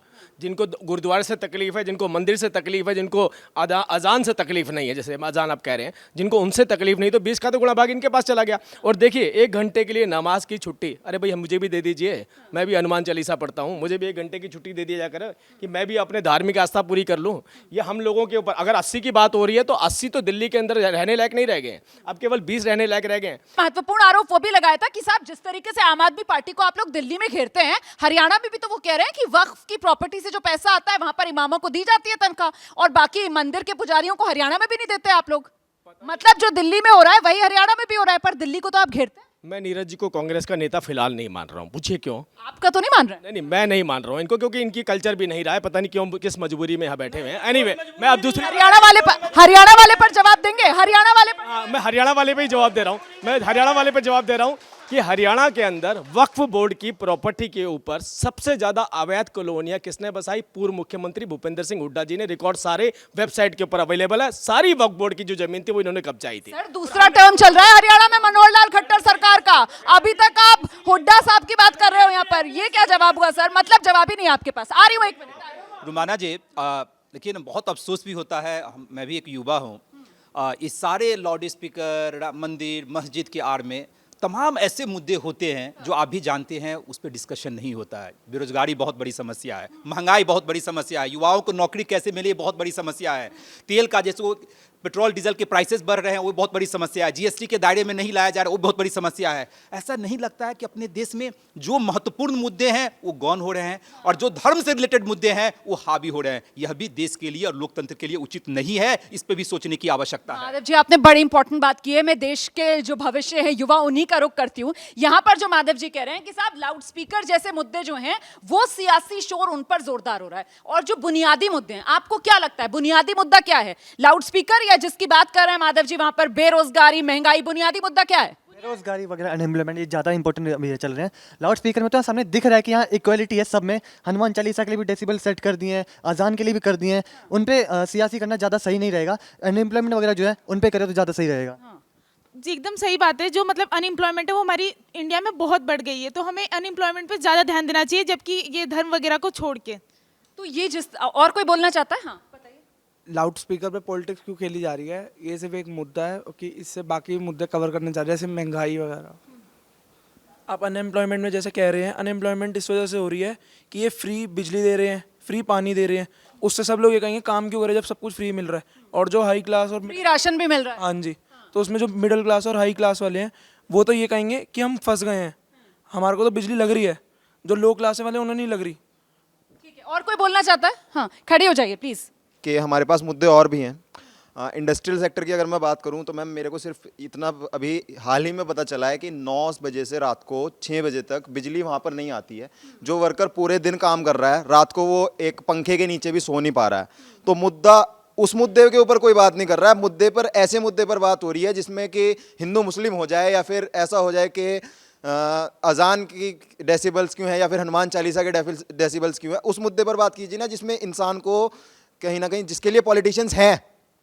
बहुत बहुत महत्वपूर्ण बात, मुझे लगता है जरा तालियां बजाई जानी चाहिए कि जो असली मुद्दे हैं, जो बुनियादी मुद्दे हैं, उन पर बात हो नहीं रही है, बल्कि हिंदू और मुसलमान को आमने सामने लाकर खड़ा कर रही है ये सियासत। तो फिर ऐसी सियासत में फायदा किसका है? यहाँ तो 80-20 पर बात आ गई है संगीत रागी जी, तो जाहिर सी बात है गणित तो ये कहता है 80 वालों को फायदा होगा। देखिए, मैं शुरू से ये बात कहते आया हूँ कि कांग्रेस ने यही पॉलिटिक्स किया। कांग्रेस को हमेशा लगता रहा कि अरे 80% हिंदू तो जातियों में बटा हुआ है। सर अब 2014 से तो बीजेपी सत्ता में है ना, 8 साल हो गए। उत्तर मेरा सुन लीजिए प्लीज, आप मेरे उत्तर सुन लीजिए। ये बच्चे जो उठा रहे हैं प्रश्न, बहुत अच्छे प्रश्न उठा रहे हैं, लेकिन बच्चों एक चीज ध्यान रखो, इस देश में मुस्लिम समाज ने आज तक, मैं फिर कह रहा हूं गंभीरता से सुनना, यदि प्रॉफेट मोहम्मद पर कार्टून बनता है तो दंगे यहाँ करते हैं, सीरिया में होता है तो दंगे यहाँ करते हैं, टर्की में कुछ होता है, सुन लीजिए ना। अरे साहब बताइए ना, एक पहले मुझे बोल लेने नहीं, मुझे बोल लेने। कौन सा दंगा हुआ? सीरिया में इस देश का मुसलमान लड़ने जाता है। सर एक सेकंड, आप जवाब दीजिए, एक सेकंड सर, ये अपनी बात पूरी कर ले, उसके बाद आप आइएगा, मैं माइक आपके पास लेकर आऊंगी। और मैं यहाँ पर सिर्फ दर्शकों के लिए कहना चाहती हूँ कि इसी देश में केंद्रीय मंत्री राजनाथ सिंह की तरफ से ये तक कहा गया था कि साहब हिंदुस्तान का मुसलमान जो है उसकी तुलना आप दुनिया के दूसरे देश के मुसलमानों से नहीं कर सकते, वो आतंकवाद में लिप्त नहीं है। माधव आनंद जी इस पर बेहतर तरीके से रोशनी डालेंगे। अब आप अपनी बात पूरी कर लीजिए। मुझे अपनी बात पूरी कर लेने दीजिए, आप चूंकि बीच में आप डिस्टर्ब हैं। आजाद भारत में एक भी आंदोलन मुस्लिम समाज ने अपनी बिजली, अपनी पानी, अपनी सड़क, अपनी शिक्षा के लिए नहीं किया है। वो लड़ते किसके लिए हैं? अजान के लिए लड़ेंगे। वो लड़ेंगे किस लिए? कि हमको छेद वाली टोपी हमको चाहिए। वो लड़ेंगे किसके? इस भारत के अंदर वो अरब की संस्कृति का बीजारोपण करना चाहते हैं और अरब की मानसिकता यहाँ खड़ी करना चाहते हैं। आज से 20 साल पहले यहाँ बुर्का पहन करके लोग, लड़कियां कॉलेज में नहीं जाया करती थी, लेकिन इनको जिद है कि हम वो बुर्का और नकाब पहना करके हम अपनी बच्चियों को वहां भेजें। क्यों ऐसा करना चाहते हैं? आप अपने मुस्लिम आइडेंटिटी को नहीं, आप अरब की मुस्लिम आइडेंटिटी को भारत में ये कर करके आप इस्लामीकरण का एक बीजारोपण करना चाहते हैं और उसको कंसोलिडेट करना चाहते हैं। आज हिंदू समाज उसकी प्रतिक्रिया कर रहा है, क्योंकि इस देश ने देखा है कि मुसलमान कंसोलिडेट होकर के पाकिस्तान बनाया है, और कल इसकी कोई गारंटी नहीं है कि भारत का मुसलमान जो है, यही मुसलमान जो है आने वाले दिन में पाकिस्तान की आवाज नहीं उठाएगा। इसी देश का मुसलमान शाहीन बाग। आप ये कह रहे हैं कि बंटवारा, एक और बंटवारा हिंदुस्तान का मुसलमान इस देश का कराएगा, आप ये कह रहे हैं? मैं कह रहा हूं, बहुत गंभीरता से कह रहा हूं, ऐसी आवाजें मुस्लिम कट्टरपंथ से उठ चुकी हैं। मैं जवाब ले लेती हूँ सर। वो कह रहे हैं कि इस देश का मुसलमान इस देश का एक और बंटवारा कराएगा, ये संगीत रागी साहब कह रहे हैं। देखिए, अभी जो हमारे देश का युवा सामने बैठा है, जब इसने नेताओं के सामने उनकी कलई खोल दी और उसने कहा कि ये सब नेता जो हैं अपने पीछे की कठपुतली से ये कंट्रोल हो रहे हैं और अपने मास्टर से कंट्रोल हो रहे हैं और ये हिंदू मुस्लिम में बटाए रखना चाहते हैं, ये असली मुद्दे पे आना नहीं चाहते। आप ये देखिए, असल मुद्दे जो महंगाई, बेरोजगारी और ये कहाँ ले गए? यानी मुस्लिम हिंदुस्तान के मुसलमान, सर मुझे बोलने दीजिए सर, एक मिनट बोलने दीजिए। हिंदुस्तान के मुसलमान ने सन 47 में भी टू नेशन थ्योरी को ठुकराया था और मुस्लिम देश जाने से मना करके हिंदुस्तान को अपनाया था अपना देश, और आज भी सन 47 के बाद आज तक मुसलमान अपने देश की खिदमत कर रहा है।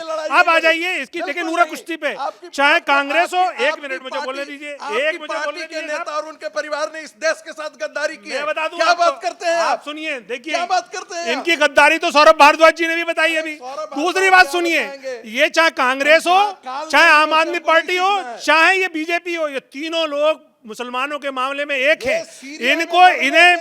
इन्हें जब भी मौका मिलता है तुष्टीकरण का तो कांग्रेस कर लेती है, जब इन्हें मौका मिलता है, अभी जहांगीरपुरी में दंगा हुआ, वोटर वो आम आदमी पार्टी के, लेकिन जब वो फंस गए तो बोले ये बांग्लादेशियों के लिए लड़ेंगे, नहीं, हम हिंदुस्तानियों के लिए लड़ेंगे।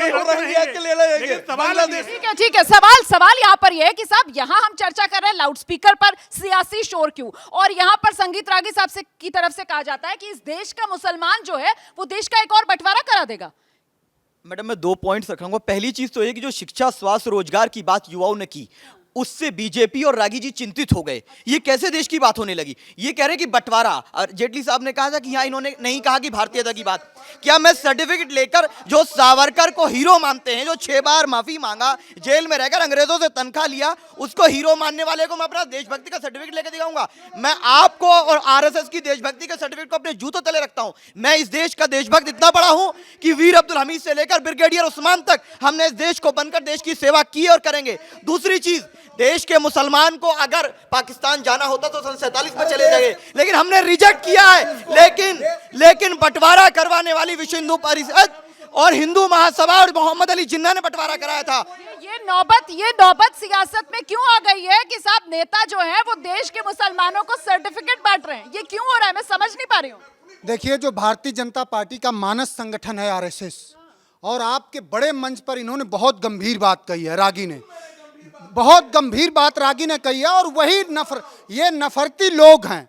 इन नफरती लोगों को यह नहीं पता है कि इस देश के लिए शहीद होने वाला कोई आरएसएस का एक आदमी इस देश के आज़ादी में शहीद नहीं हुआ है, और ना आज़ाद भारत में शहीद हुआ है। अगर कोई शहीद हुआ है तो वीर अब्दुल हमीद शहीद हुए हैं, और इस देश में अशफाक साहब ने शहीद हुए हैं। आरएसएस का कोई नफरती चिंटू शहीद नहीं हुआ। इस देश को, मुल्क को आज़ाद कराने में भगत सिंह के साथ अगर कोई था तो अशफाक साहब थे।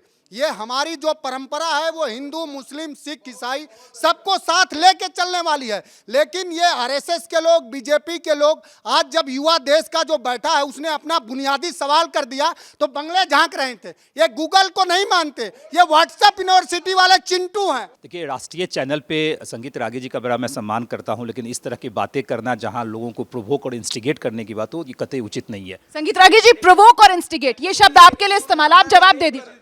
यह एनडीए की सरकार अखंड भारत में विश्वास रखती है।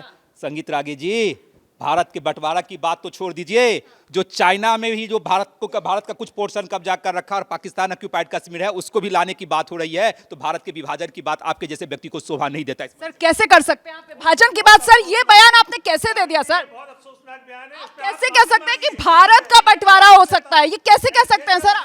देश से मोहब्बत करता है, कोई दूसरा देश नहीं चाहता वो। एक मिनट, आप जवाब, सर एक मिनट जवाब सुनने, मुझे उत्तर देने दीजिए।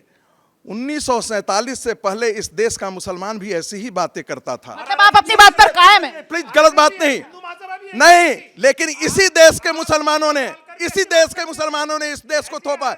जब भी इनकी जनसंख्या होती है, कश्मीर के अंदर इनकी मेजोरिटी थी, आप देखें वहां हिंदुओं का क्या स्थिति है। बंगाल के जिले में जहां जहां मुस्लिम बहुसंख्यक है, वहां मालदा वसीर घाट होता है। ये दंगाई मूलतः इनकी प्रवृत्ति है। मैं खुली घोषणा करता हूं, इनटॉलरेंट है। जहां जहां मुस्लिम आजादी बहुसंख्यक है, वहां कोई माइनॉरिटी क्यों नहीं सर्वाइव करता है? अरे आप तो कहते मैं तो 85% जगह तो आप लड़ रहे हैं। बड़े दंगाई आप क्या होंगे? आप खुले आम यहाँ से ये कह रहे हैं हिंदुस्तान का मुसलमान किसी दूसरे देश की बात नहीं करता। अपने देश सीरिया में लड़ रहे आप भेजते हैं, लड़ा के भेजते हैं, और आप कहते हैं कि नहीं है। उसके हाथ में हथियार आ जाए। माधव जी, बहुत दुर्भाग्य की बात है, कहाँ हम लोगों ने चर्चा स्टार्ट की बेरोजगारी, महंगाई, इस पे बात करी, और कहाँ हम लोग फिर धर्म पे आ गए। मुझे लगता है ये धर्म पर आ गए हम तो ये कह रहे हैं कि हिंदुस्तान का बंटवारा हो जाएगा। ये संगीत रागी साहब नहीं, संगीत मुस्लिम लोग की कोई गारंटी नहीं है कि कल जाकर के 45% हो तो ये सरिया की लड़ाई नहीं करेंगे। संगीत रागी जी, हर धर्म में मुट्ठी भर लोग हैं जो इस तरह के प्रॉब्लम के, लेकिन पूरे समुदाय पे, पूरे समाज पे अगर आप इस तरह की उंगली उठाने का काम राष्ट्रीय चैनल के माध्यम से करते हैं तो यह गलत बात है। मैं नहीं मानता हूं। हर भारतीय चाहे हिंदू हो चाहे मुसलमान हो, हम सब लोग एक हैं। और आपके जैसा व्यक्ति जो अपने आप को प्रोफेसर बोलते हैं और आरएसएस के विचारक बोलते हैं, जहां आरएसएस के लोग अखंड भारत की परिकल्पना करते हैं, और आप जो है जो कर रहे देश को बंटवारे करने की बात कर रहे हैं। अरे मुसलमान भी भारतीय हैं, 20 करोड़ से ज्यादा मुसलमान भारतवर्ष में हैं। मैं राजीव जी से ये जानती हूँ कि इस देश के मुसलमानों को सर्टिफिकेट लेना पड़ेगा क्या किसी से? बिल्कुल नहीं लेना पड़ेगा। मुझे लगता है हमारे देश के मुसलमानों को समझना पड़ेगा कि म्यांमार के अंदर अगर रोहिंग्या मुसलमानों के ऊपर अटैक होता है तो उसका खामियाजा हमारे देश के शहीदों को नहीं उठाना चाहिए, ना पड़े।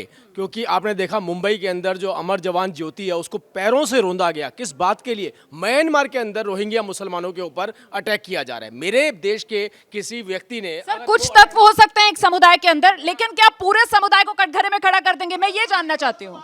ये कदम भी अब इस देश के मुसलमान को उठाना है कि अपने आप को मुसलमान बन के रखना है या भारत का नागरिक बन के कहना है। अगर आपने देखा सभी धार्मिक स्थलों के ऊपर अगर लाउड स्पीकर की आवाज कम हो रही है तो मैं मुसलमान, मेरी मस्जिद, मेरा अजान, मेरा अदान, ये चर्चा अगर शुरू करेंगे। पर सर, उत्तर प्रदेश में तो ऐसा नहीं हुआ। उत्तर प्रदेश के अंदर तो जितने मंदिरों से उतरे लाउड स्पीकर उतनी मस्जिदों से भी उतरे। वहां तो पीस कमिटीज के साथ यही इसीलिए कहा गया, इससे अच्छा सबूत आपको भारतीय जनता पार्टी का नहीं मिल सकता कि जितनी डंडे का डर है। क्या डंडे का डर है? ये डंडे के जोर पर मैं आपको बता रहा हूँ आप डर रहे हैं। बीजेपी के प्रवक्ता नहीं बोलेंगे राजीव जी, वो कह रहे हैं वहां पर।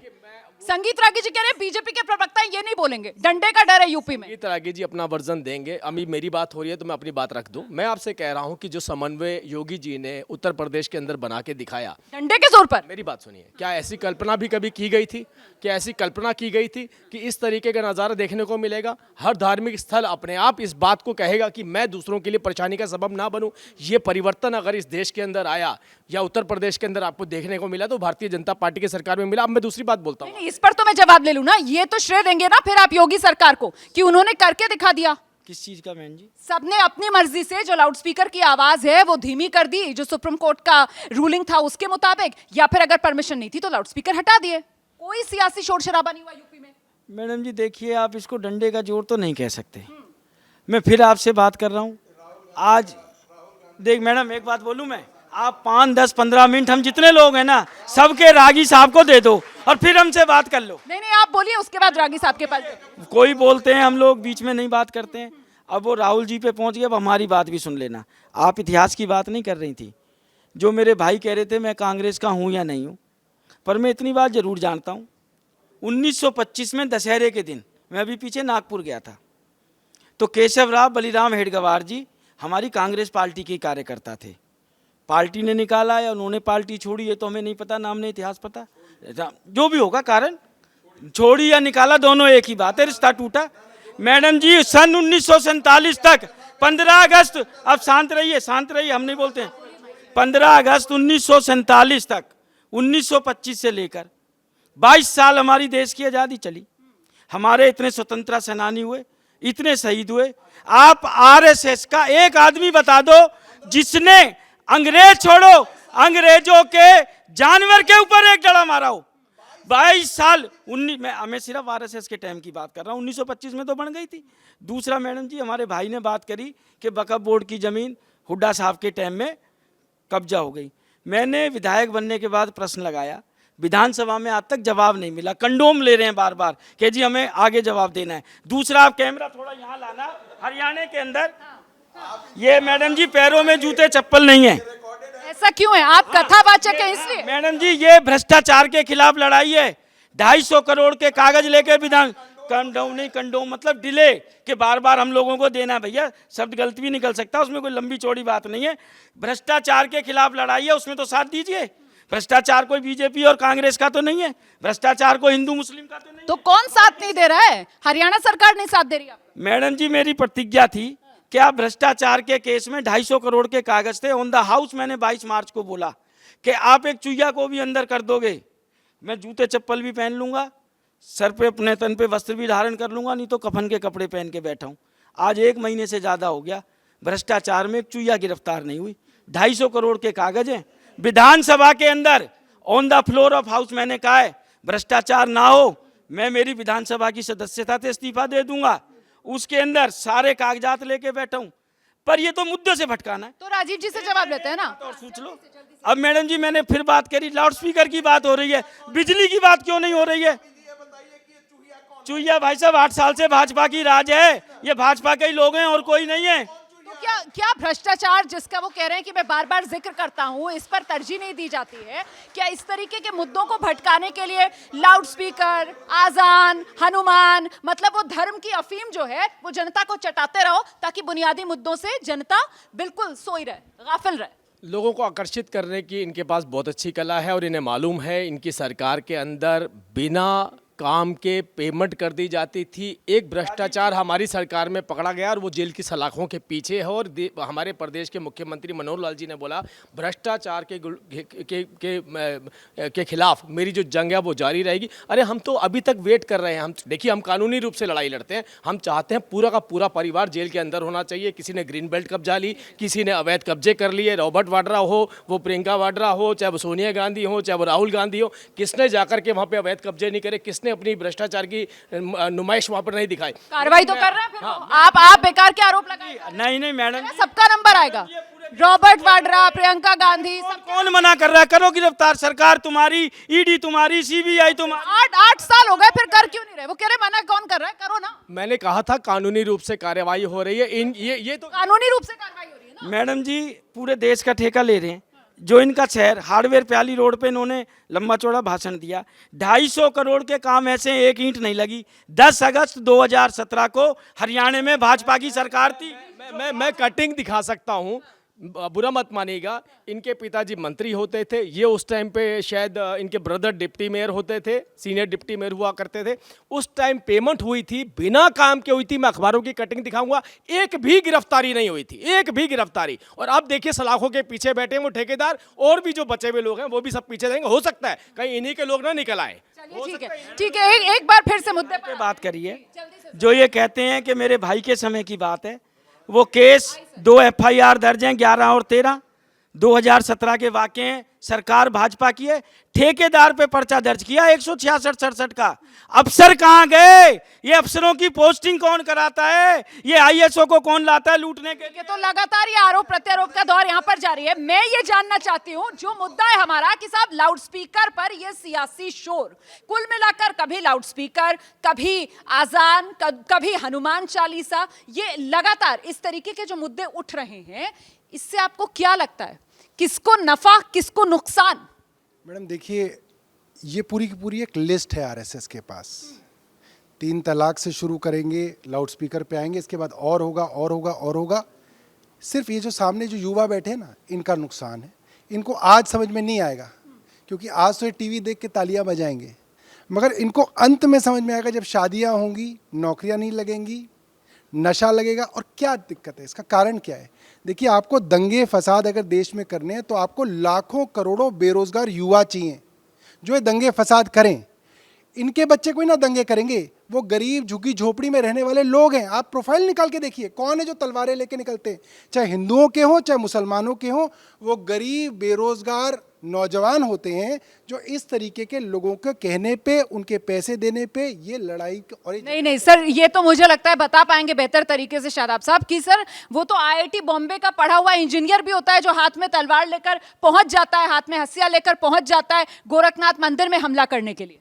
मैडम ऐसा नहीं है कि जब से बीजेपी की गवर्नमेंट आई है, आरएसएस ने काम तो 1925 से शुरू किया कि रेडिकलाइज्ड हिंदुत्व कोर ग्रुप बनाया जाए जिसका हिंदू धर्म सनातन धर्म से। आप आरएसएस रेडिकलाइज हिंदू की बात कर रहे हैं, आप जरा रेडिकलाइज मुस्लिम की भी बात कर लीजिए ना। मैं तो उसको लेकर आपसे सवाल पूछ रही हूँ। आपने जितना समय सबको दिया, मुझे पूरा कंप्लीट करने दीजिए मैडम। रेडिकलाइज्ड कोई भी होगा, सब जगह बात होती है कि ये टेररिस्ट है। हमने कभी अजमल कसाब का समर्थन किया? नहीं किया। हमने कहा उसको सजा देना चाहिए। हमने और अफजल गुरु के साथ क्या कर रहे थे बीजेपी के लोग? उन्हीं के साथ गवर्नमेंट बनाई। लेकिन आज ये बताइए कि आज तक गोडसे का जो महिमा मंडन करते हैं, उत्तर प्रदेश में गोडसे के मंदिर पर क्या बुलडोजर चलाने की हिम्मत है? क्या सावरकर जो 6 बार माफी मांगा उसको ये हीरो मानते हैं, उसको गद्दार कहने की इनके अंदर हिम्मत है? वहीं पर फजल खैराबादी भी थे उसी जेल के अंदर, लेकिन हिम्मत नहीं है। लेकिन बार बार क्या है, मुझे सेकुलरिज्म का सर्टिफिकेट चाहिए तो मुझे सौरभ भाई के पास जाना पड़ेगा, मुझे नीरज जी के पास जाना पड़ेगा। नेशनलिज्म का सर्टिफिकेट चाहिए, मुझे आरएसएस के पास जाना पड़ेगा, जेटली जी के पास जाना पड़ेगा। 70 साल हो गए, कब तक मैं अपनी ये बताता रहूं कि मैं वफादार हूं? मैं अपने डेवलपमेंट की बात करना चाहता हूं। और मेरे नौजवानों को कहा, अभी सौरभ भाई ने कहा, कहते हैं कि हम लोग एजुकेशन की बात करते हैं। मतलब आप फिर से वो जो कह रहे थे जेटली साहब की ये मुसलमान जो है वो मुसलमान बन के ही बात करते हैं, आप फिर से मुसलमान बन के ही बात कर रहे हैं। 10 सेकंड दीजिए। सौरभ भाई भी कह रहे थे, आप बताइए कि आप कह रहे हैं कि हम एजुकेशन के लिए कर रहे हैं। जब मेरे बच्चों को घर नहीं होगा, मेरे बच्चों को NSA UAPA में लगाकर आप जेल में डाल दोगे, हमारे घरों को आप बुलडोजर से गिरा दोगे, तो मैं क्या करूंगा एजुकेशन का? क्या करूंगा मैं पानी का? सबसे पहले मुझे सोशल जस्टिस। वही तो मैं कह रही हूँ कि अगर बच्चा जो है वो हाथ में IIT बॉम्बे से पढ़ा हुआ बच्चा जो है वो हाथ में हथियार लेकर अगर गोरखनाथ मंदिर में पहुंच जाता है हमला करने के लिए, तो फिर क्या किया जाएगा? उसकी आरती उतारी जाएगी क्या? फिर तो NSA ही लगेगा उस पर। देखिए, वो उसके खिलाफ कानून है, पुलिस कार्रवाई कर रही है, उसके खिलाफ हम कुछ नहीं बोले। ये जो है ये विक्टिम माइंडसेट क्यों है मुसलमानों का? उन्हें ऐसा क्यों लगता है कि उनका शोषण हो रहा है? बिल्कुल नहीं। देखिए, जो आतंकवाद में चाहे मुस्लिम पकड़ा जाए या कोई सही पकड़ा जाए, मुस्लिम उसके सपोर्ट में नहीं है। लेकिन अभी बहुत गंभीर विषय शुरू हुआ। एक विषय ये शुरू हुआ, हिंदुस्तान में दुनिया का 2nd लार्जेस्ट मुस्लिम पॉपुलेशन है, इतना किसी मुस्लिम कंट्री में भी नहीं है। और आज हमारे रागी जी ने ये कहा कि मुसलमान जो है देश का बंटवारा चाहता है। फिर से मुसलमान? मैं तो बड़ी देर से बोल रहा हूँ, आइए हिंदुस्तानी बन जाएं, भारतीय बन जाएं। जब तक ये मुसलमान बन के रहेंगे तब तक इनके ऊपर, तब तक इन्हें ये महसूस होगा कि कार्रवाई हमारे खिलाफ हो। इस देश की जेलों के अंदर हर व्यक्ति जो बंद है गैर कानूनी काम करने के लिए, क्या वो मुसलमान है? इस देश के अंदर अगर गैर कानूनी रूप से अवैध कब्जे करके कोई अवैध काम किए जाते हैं, उनके खिलाफ कार्रवाई होती है और वो गलती से मुसलमान निकल आता है, तो क्या सब लोग उनकी ठेकेदारी लेंगे? मैं जवाब लेती हूँ। बीएचपी के नेता के खिलाफ दिल्ली पुलिस ने केस वापस क्यों किया? अगर आप हिंदू मुस्लिम नहीं कर रहे हो तो फिर मुसलमानों के खिलाफ भी केस वापस करिए। आप तो सबसे ज्यादा हिंदू मुस्लिम कर रहे हैं। आपने पूरे देश को हिंदू मुसलमान की नफरती राजनीति में बांट रखा। जवाब लेती हूँ, क्यों ले लिया बीएचपी के नेता के खिलाफ केस वापस? वो पूछ रहे हैं। देखिए, 1-1.5 घंटे की डिबेट हो गई। अब मुझे संगीत रागी जी की बात में दम नजर आता है। मैं अभी तक ये बात बड़े सभ्य तरीके से बोल रहा था कि नहीं, ऐसा नहीं होगा। अच्छा, 1-1.5 घंटे की डिबेट में बावजूद उसके कि मैंने 4 बार कोट कर दिया, आप मुसलमान मत बनिए, भारतीय बन जाइए, लेकिन वो बनने को तैयार नहीं। और जब वो मुसलमान बन के रहेंगे तो मुसलमान बन के इस देश में एकजुटता नहीं हुई है, बंटवारे ही हुए हैं। अगर ये भारतीय बन के रहते होते तो वो देश पहले भी ना टूटता। मुसलमान बन के एकजुटता नहीं हुई है, बंटवारे हुए। मैं इस बात से सहमत नहीं हूँ, चाहे मैं एनडीए का पार्ट हूँ, लेकिन मैं इस बात से सहमत नहीं हूँ कि हर भारतीय, चाहे वो किसी मजहब को मानने वाला क्यों नहीं हो, हम सबको भारतीय के रूप में ही सोचने की आवश्यकता है। और धर्म की चाशनी से अगर जब देखना इसको स्टार्ट करेंगे तो निश्चित रूप से डिफरेंट ओपिनियन आएंगे। लेकिन मेरा माधव जी, मैं आपसे समझना चाहती हूँ कि अगर सबसे बड़ी पार्टी है दुनिया की बीजेपी, अगर उसके नेता की तरफ से इस तरीके की बात कही जाती है तो फिर इसको देश हित में देखा जाएगा? वही कर रहा हूं, ये देश हित में नहीं है। इस तरह के बयान से जैसे देश की जैसे अखंडता पे जैसे चोट पहुंचता है। ये देश की अखंडता पर चोट वाला बयान आप दे रहे हैं, आपके साथी जेडीयू वाले कह रहे हैं। अगर मैंने इस डिबेट की शुरुआत से अपने आप को हिंदू हिंदू हिंदू हिंदू किया होता तो आप मुझे क्या नाम देते? ये फिर कहते हम सेक्युलर और आप हिंदू। आप देखिए हिंदुत्व इनकी थ्योरी क्या है? मैंने बार बार अरे इतने प्यार से बोला, अरे भाई मेरे भाई, लेकिन मैं ये समझना चाहती हूँ, इनके पार्टनर एग्री नहीं कर रहे। दूसरी चीज जेटली साहब, आप कितनी कोशिश कर लीजिए, आप डरा करके अगर ये सोच रहे कि मुसलमान को निकाल देंगे तो सुन लिए, पूरी देश की सरकारें आज तक मच्छर खत्म नहीं कर पाई, तो इंसान मुसलमान को खत्म करेंगे। आखिरी चीज 10 सेकंड, इस देश का मुसलमान, सुनिए, ये देश कभी नहीं बटेगा, अखंड भारत बनेगा।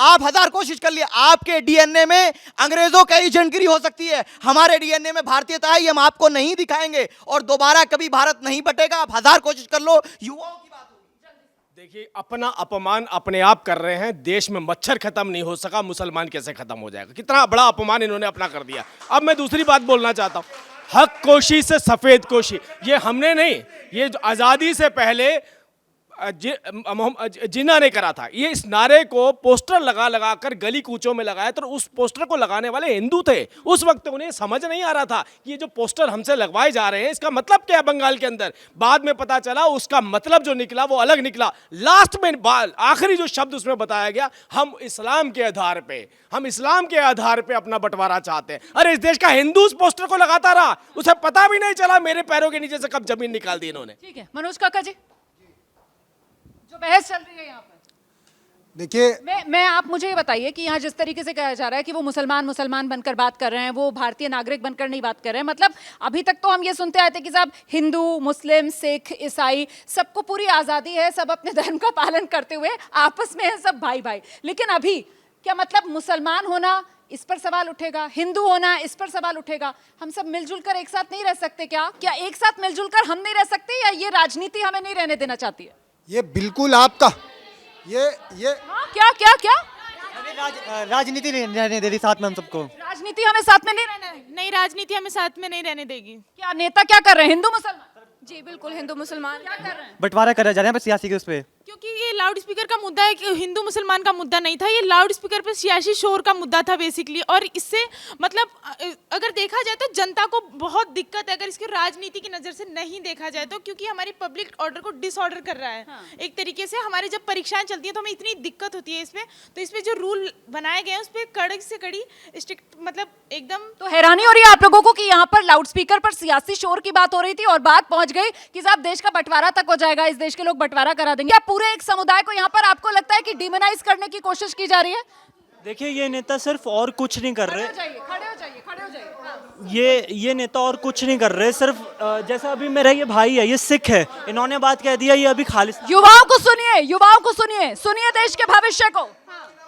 ये मेरा फ्रेंड है, ये सिख है और ये कहते हैं कि ये खालिस्तान बना देगा। कोई यहाँ पे मुस्लिम बैठा होगा वो कह देंगे देश का बंटवारा कर देगा। मेरे को इससे कोई परेशानी नहीं है, उसको मेरे से कोई परेशानी नहीं है, तो इन लोगों को क्यों परेशानी है भला? आप सुन नहीं रहे हैं, बड़ी अच्छी बात वो कह रहे हैं कि साहब यहाँ पर एक सिख बैठा हुआ है, उसको देखकर कहते हैं ये खालिस्तानी बना देगा। कोई मुसलमान है उसको देखकर कहते हैं ये देश का बंटवारा कर देगा। वो कह रहे हैं ये नेताओं को देखकर। एक बात बड़ी अच्छी हुई, एक सेकंड, जब लोग बुनियादी सवाल करते हैं तो भारतीय जनता पार्टी हमेशा बंगले झांकती है। ये वही प्रधानमंत्री हैं, जब मुख्यमंत्री थे तब महंगाई कम करने की सारी जिम्मेदारी प्रधानमंत्री पर थी, और अब प्रधानमंत्री हैं बेचारे तो अब महंगाई कम करने की सारी जिम्मेदारी मुख्यमंत्रियों पर है। तो देश में सबसे ज्यादा मुख्यमंत्री तो बीजेपी के हैं, क्यों नहीं महंगाई कम करा? सौरभ जी बहुत हंस रहे हैं, मैं आपके पास आऊंगी आपकी हंसी का राज जानने, लेकिन पहले जल्दी से संगीत रागी जी जल्दी से। ये अखिलेश यादव की सरकार के प्रतिनिधि हैं और इनके अब सरकार कहाँ है सर? सरकार है ही नहीं, अखिलेश यादव की सरकार नहीं है सर। सुनिए और लड़कियों के साथ बलात्कार होता था तो मुलायम सिंह कहते हैं बच्चे ऐसी गलतियां करते रहते हैं, ये संसद में कहते थे, और ये सर्टिफिकेट दे रहे हैं जिनकी पूरी वंशावली ऐसी हो। आप सर लड़कों से ऐसा हो जाएगा कहेंगे, वो वहां पर सेंगर की बात कर देंगे, ये बहस खत्म नहीं होगी। और कुछ और आवाजों को सुन लीजिए। आइए करीमुल्लाह साहब। देखिए एक सेकंड देखिए, आप यहाँ 8 पैनलिस्ट यहाँ 8 पैनलिस्ट हैं, इन 8 पैनलिस्ट में 2 मुसलमान हैं। दोनों मुसलमान कह रहे हैं हमें अखंड भारत चाहिए, और इसमें एक बीजेपी के और एक आरएसएस के, दोनों कह रहे हैं देश का बंटवारा होगा। ये है भारतीय जनता पार्टी और आरएसएस की सच्चाई। ये जो है देश को बांटना चाहते हैं, देश के दुश्मन है। दूसरी तरफ इनके जो मुखिया हैं, आरएसएस के जो संचालक हैं, वो कहते हैं हम अखंड भारत बनाएंगे। इनसे अभी 15% तो निपट नहीं रहे, ये 45% को लाके निपटेंगे। ये लोग सिर्फ सर मुसलमानों को लेकर आपके मन में इतनी नफरत क्यों, ये सवाल पूछा जाएगा। वो कौन से मुसलमान है जो पाकिस्तान के समर्थन में नारे लगाते हैं सर? बहुत अच्छी बात आपने किया। जब विश्व कप हो रहा होता है और भारत जीत जाता है, तब दंगे जो है वो मुसलमान करता है। मुसलमान दंगे करता है, मुसलमान पाकिस्तान के पक्ष में नारे लगाता है। अरे इनसे जेडीयू से भी जवाब लेते हैं। संगीत रागिनी साहब जो है जिस तरह की भ्रामक बातें कर रहे हैं, और मुझे लगता है कि कहीं पॉपुलैरिटी के लिए गेन करने के लिए तो ऐसा नहीं कर रहे हैं, क्योंकि राष्ट्रीय मंच पे इस तरह की बातें करना, और वो भी बीजेपी के प्रवक्ता बगल में बैठे हो जो कहीं न कहीं सरकार को रिप्रेजेंट कर रहे हो, इस तरह की भ्रामक बातें करना, तो मुझे लगता है सस्ती लोकप्रियता के लिए कर रहे हैं ये। आ रही हूँ सस्ती लोकप्रियता। देखिए, मैं नीतीश की भ्रामक बातें और सस्ती लोकप्रियता। मैं नीतीश कुमार जैसा आदमी नहीं हूँ। मैं नीतीश कुमार जैसा नहीं हूँ जो नीतीश कुमार जैसा आदमी नहीं हूँ जो मुसलमानों को वोट देने के लिए किसी भी स्तर तक गिर सकता है। नीतीश कुमार किसी भी स्तर तक गिर सकते हैं। नीतीश कुमार गिरा हुआ आदमी है, वो कह रहे हैं किसी भी स्तर पर गिर सकते हैं, और बीजेपी ने उनको सीएम बनवा रखा है। नीतीश कुमार को लेकर वो कह रहे हैं सर। देखिए, ये किसी की व्यक्तिगत टिप्पणी हो सकती है। भारतीय जनता पार्टी का हमारा बहुत बेहतर गठबंधन नीतीश जी के साथ चल रहा है। बहुत सम्मानजनक व्यक्ति हैं वो। ये तो गजब है। मेरी बात सुनिए, मैंने आपसे देखिए मैं भारतीय जनता पार्टी के प्रवक्ता के तौर पे यहाँ खड़ा हूँ। रागी साहब देखिए, आपको बीजेपी वाले भी सपोर्ट नहीं कर रहे, आप अकेले पड़ गए। सर सस्ती लोकप्रियता और भ्रामक, मैं इसका उत्तर देता हूँ। सस्ती लोकप्रियता और भ्रामक बातें। भारतीय जनता पार्टी को सत्ता चलाना है, लेकिन मैं इंडिपेंडेंट होकर के कह सकता हूं कि मुस्लिम तुष्टीकरण बिहार को बर्बाद कर देगा। लाउड स्पीकर के माध्यम से बिहार में लोगों को तकलीफ? कोई तकलीफ नहीं, मैं तो कह दिया, जब तक आदरणीय नीतीश कुमार जी बिहार में मुख्यमंत्री हैं, कोई इस तरह का जो विवादास्पद चीज होगा, या तो सभी धर्मगुरुओं के सहमति से हो, संविधान के अकॉर्डिंग हो, कानून के अकॉर्डिंग हो, तो निश्चित रूप से करेंगे। नहीं तो जो हम लोग का सौहार्द बना हो, सौहार्द को हम लोग छेड़ने वाले में से नहीं है। तो ये गंगा जमुनी जो तहजीब है, लाउड स्पीकर पर सियासी शोर, क्या उस पर चोट है? ऐसा है कि नीतीश कुमार को बांग्लादेशी मुसलमानों का वोट चाहिए। उनको पता है कि उनकी राजनीति का अब अंत हो चुका है बिहार में, इससे ज्यादा उनकी राजनीतिक आयु नहीं बचा है। रागिनी जी बिहार के मुख्यमंत्री बन जाएंगे। रागिनी जी प्रोफेसर से इनकी राजनीतिक, नीतीश कुमार की राजनीतिक आयु नहीं आयु में बची हुई है। चलिए, समय मेरे पास इतना ही है। जल्दी सिर्फ इतना कहूंगा मैं, प्रोफेसर साहब नफरत में इतने अंधे हो चुके हैं, ये भूल चुके हैं। इसीलिए बीजेपी से कहूंगा फ्रिंज एलिमेंट तैयार मत करिए, आप ही को फंसा दिया। और अगर आज आप इस तरह के फ्रिंज एलिमेंट तैयार करोगे जो नफरत फैला रहे हैं, वो देश के युवाओं के साथ साथ आपका भी बेड़ा गर्क कर देंगे। फंस गए क्या जेटली जी? जेटली जी फंस गए क्या? देखिए, मैं तो इनसे फंसा हुआ हूँ, पहले इनसे बाहर निकल जाऊं मैं। जब जिस दिन ये मेरे इस डिबेट के अंदर भारतीय बन के आएंगे, तब मैं कहूँगा अब मैं ठंडी सांस। चलिए सर, बहुत शुक्रिया आप सभी का इस चर्चा में शामिल होने के लिए। कुल मिलाकर आप लोग आपस में सोच रहे हैं कि कौन कहाँ फंसा हुआ है, लेकिन इस देश की जनता ये सोच रही है कि साहब हमें कहाँ फंसा दिया। बुनियादी मुद्दा जो है वो महंगाई का है, बेरोजगारी का है, और बुनियादी मुद्दे से इतर यहाँ पर देश में सियासी शोर किस पर है? लाउड स्पीकर पर है, अजान पर है, हनुमान पर है। तो आज इस चर्चा में इतना ही। मुझे इजाजत दीजिए। बहुत बहुत शुक्रिया सभी खास मेहमानों का हमारे साथ जुड़ने के लिए। फौरन लौट रहे हैं एबीपी न्यूज पर कुछ और खबरों के साथ।